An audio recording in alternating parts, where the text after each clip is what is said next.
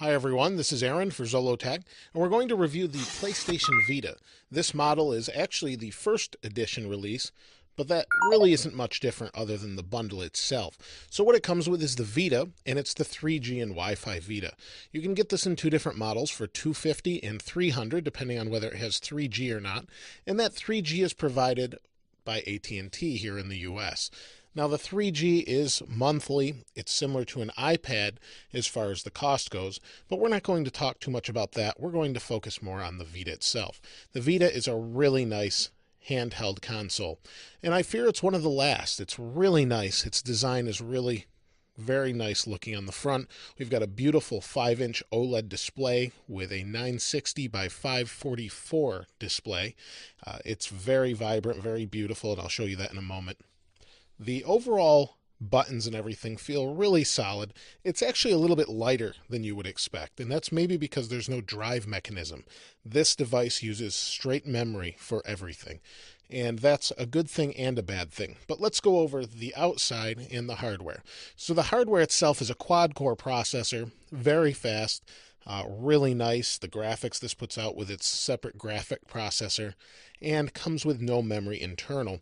You actually have to buy a proprietary memory card either in a bundle or by itself in different variants of sizes, and very expensive. So this is a 4 GB version, and it holds a couple games, but if you're going to be buying a lot of games from the store, you're going to want to buy something a little bit different as far as that goes, as far as size goes. You want to go up a few sizes, and that gets pretty expensive, so you'll need more than 4 GB.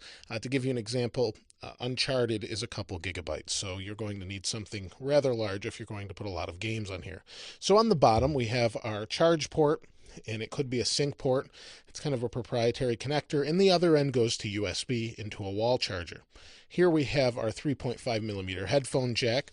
We have a couple loops at the bottom. You could put straps on if you needed to. On this side, we really don't have anything. On the back, we have the touch panel, and this is a capacitive touch panel, as is the front screen as well.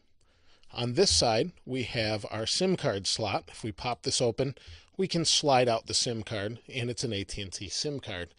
I don't have it active, but it always does give me signal, and you can activate it at any time and turn it off at any time, and you pay for a month's usage.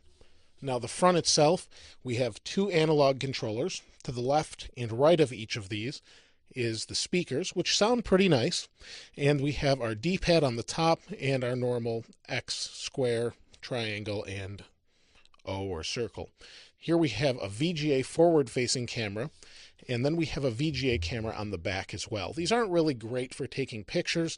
They're more for virtual reality type games. Now on the top we have our power button and sleep-wake button. This does suspend. We also have our memory card at the top here, and this isn't really a memory card, it's more of the game port, but it is a memory card. It's like an SD card, but this is the game itself. This is Uncharted. Place this in here, and it's under this little panel, which is okay, but it's not great. I fear that it might break over time. And then under here we have an auxiliary port. I'm not really sure what this is going to be used for yet, but it's there. And then we have our volume up and down, and we have our bumpers at the top, or R1 and L1, or L and R in this case. So let's go ahead and turn it on. And it was in suspend, so I just tapped the button. It comes up here, it says the SIM card was removed. It wants me to restart. So this will give you an idea how long it takes to restart. Not too long to start, but some of the load times of the games are a little bit long. So I would definitely suggest anyone that's in a hurry not really try and take this on the go with them. Now you can see battery life up here. Battery has gone down quite a bit, and it's not great on battery. It's not horrible, but it's about the same as a 3DS. You get a few hours, and then you'll need to plug it in. So here we unlock the home screen. We just peel the screen off, and the user interface is pretty nice. And you can see, there it is. It plays music through the user interface, and we can just use the touch screen up and down. We can't use the D-pad or analog stick. And when we open something, this multitasks. So if I open Little Deviants, which isn't in there, go back, we'll open Luminous. It's a trial. Uncharted. We didn't actually start the game. We have to tap on this and it will start the game. And I'll show you that in a moment. And we can go home. If I hit the PlayStation button on the home screen, it will bring us to this little multitasking interface, and I can tap on this one, it goes back. If I want to close this, I just peel it off the screen, and we're back. And that closes everything. In the upper right, we have this little bubble. It kind of gives you an idea of what's going on. So if you're downloading trials and things like Rayman Origins, it will show you its status up here. And here's more if we have more information. It's connected via Wi-Fi to my home network, is really fast, and some of the other features it has is Maps. And Maps is a great app. It's like Google Maps, but it uses GPS. It has a built-in GPS. It also has an accelerometer and a gyro and Bluetooth. So it's got just about any little wireless antenna that you would want and could provide great navigation if you needed it. It's got a beautiful screen for that. We have settings and music and video. Remote play, I played around with a little bit, but it doesn't really do a whole lot right now. You can control your PS3 with it, but there aren't any games that I was able to play with it yet. It says it wasn't available yet. And then there's some demos as well. So let's go ahead and open Uncharted, and I'll give you an idea of the load times. It says the network feature has been disabled. Not really sure why. Let me go ahead and zoom in here a little bit. And you can see the screen's highly reflective, and it's kind of to be expected, and it's really nice to look at, but under bright light, you're going to see some reflection here and there. The back touch panel is used in this game to climb ropes, and you simply move your fingers like this to climb a rope. It's kind of generic, but it's not horrible.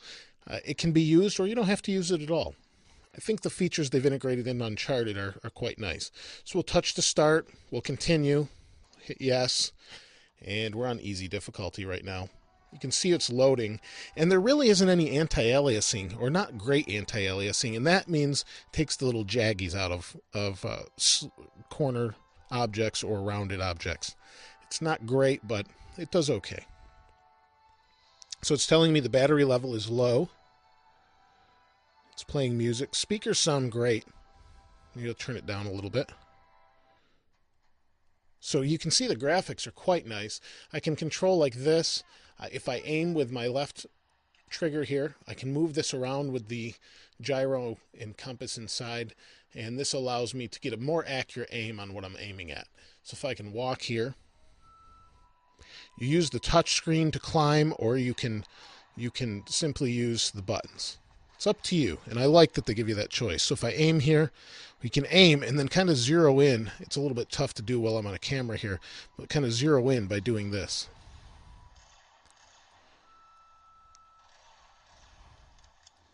You can see it's pretty nice. It says bounty collected.